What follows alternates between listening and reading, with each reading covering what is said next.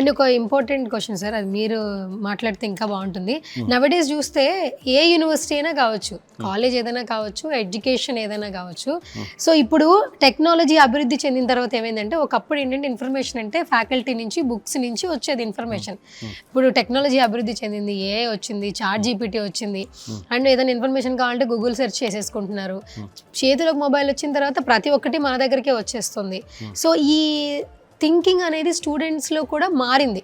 Faculty చెప్పింది మనం నేర్చుకోవాలి, లేదంటే దీనికి సొల్యూషన్ వాళ్ళని అడగాలి, తెలుసుకోవాలి. ఆ బిహేవియర్స్లో కూడా కొంచెం చేంజ్ వచ్చింది.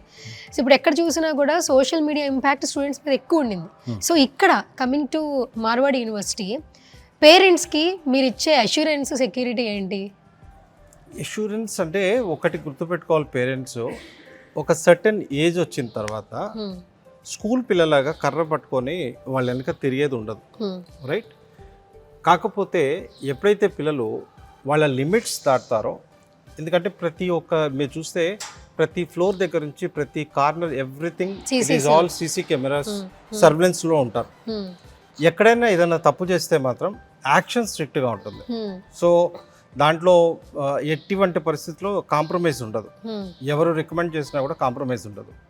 సో పిల్లలు వాళ్ళకి స్వేచ్ఛ ఉంటుంది, దాన్ని మిస్యూజ్ చేసుకోకుండా దాన్ని రైట్ వేలో వాడుకోవాలి. ఇవాళ హాలిడే, మీరు ఒకసారి ఇటు వస్తే అక్కడ చూడండి, పిల్లలు అక్కడ కూర్చొని చదువుకుంటున్నారు, రైట్?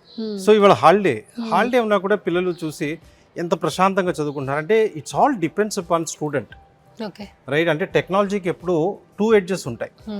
దాన్ని రైట్ వేలో వాడుతున్నామా, రాంగ్ వేలో వాడుతున్నామా? అదే మొబైల్ చేతిలో ఉంటే 24 గంటలు ఎంటర్టైన్ చేసుకుంటా స్క్రోల్ చేస్తూ ఉండొచ్చు.